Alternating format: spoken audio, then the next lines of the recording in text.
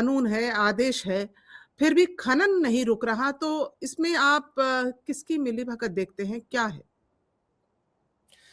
Ma'am देखिए, खनन तो बिल्कुल नहीं रुक रहा। आपने सही कहा, 2020 से लेके आज तक में 20,000 से ज्यादा इलीगल माइनिंग प्रोजेक्ट्स मिल चुके हैं अरावली के अंदर अंदर। और ये सिर्फ अरावली की बात हो रही है, ये तो पूरे देश में, मैं बिहार से आता हूँ, बिहार में भी ये सेम ही स्थिति है।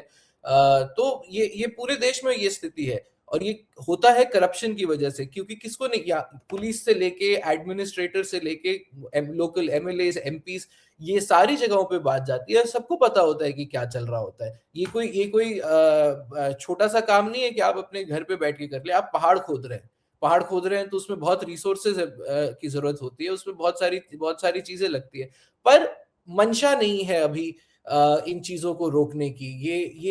क्योंकि इसमें बहुत प्रॉफिट है, लालच है प्रॉफिट का, तो इस वजह से जो कंपनीज है वो घूस दे देती हैं, जो यहाँ की अथॉरिटीज हैं वो सोती रहती हैं। और एक तरह से गवर्नमेंट भी इस चीज में कंप्लिसिट है, क्योंकि गवर्नमेंट खुद ही अरावली को डिफाइन ही इस तरीके से करना चाह रही है कि उसमें ज्यादा से ज्यादा माइनिंग हो। आपको अगर मैं बताऊं तो अभी सुप्रीम कोर्ट में जो इन्होंने अर्जी रखी थी, उसमें उन्होंने 34 डिस्ट्रिक्ट्स दिए अरावली के, जिसमें काफी सारे की डिस्ट्रिक्ट्स तो उन्होंने अरावली में माने ही नहीं। डेफिनेशन हटा दीजिए, जो डिस्ट्रिक्ट्स उन्होंने बोले वो डिस्ट्रिक्ट्स में भी नहीं माने, जिसमें रणथंभौर का एरिया भी आता है, चित्तौड़गढ़ का एरिया आता है जहां यूनेस्को वर्ल्ड हेरिटेज साइट है। तो एक एक तरह से दोनों तरफ से जो जो इंडस्ट्री है, इंडस्ट्री की तरफ से, और दूसरा गवर्नमेंट की तरफ से, ये एक खुली सेल लगी हुई है कि जितना आके जो जो चाहे उतना ले जाए, इलीगल तरीके से ले जाए, लीगल नहीं बनता है तो इलीगल तरीके से ले जाए, कौन देखने वाला है। वो तो अच्छी बात है कि अब लोग सड़क पे उतरे। अरावली के ऊपर जब बात हुई तो कितने हजारों लाखों लोग सड़क पे उतरे। एक तरह से हमें देखा हमने इंडिया में कि एनवायरनमेंट कितना बड़ा इशू है, और सरकार को भी सामने आना पड़ा, सुप्रीम कोर्ट को सामने आना पड़ा, अपनी गलती माननी पड़ी। तो ये सच्चाई तो ये है कि लोग इस तरह से चाहते हैं, पर लोग भी इसी वजह से आक्रोशित थे, क्योंकि हालत बहुत खराब है इन सारी जगहों की। इसका मतलब कि अगर साफ शब्दों में हम समझे तो राजनीतिक इच्छा शक्ति की कमी है?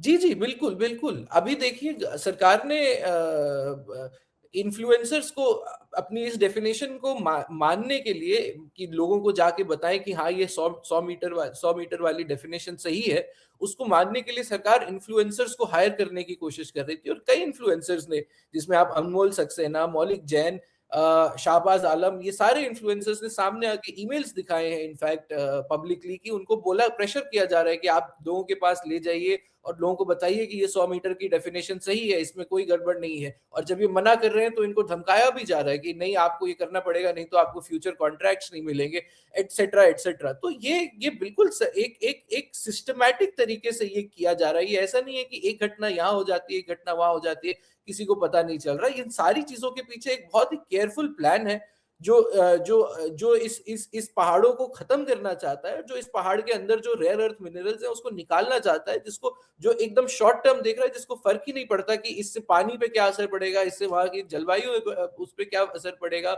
जानवरों पे क्या असर पड़ेगा, दिल्ली की पोल्यूशन पे क्या असर पड़ेगा। उनको इन चीजों से कोई मतलब नहीं है, उनको बस अपना शॉर्ट टर्म इकोनॉमिक गेन दिख रहा है।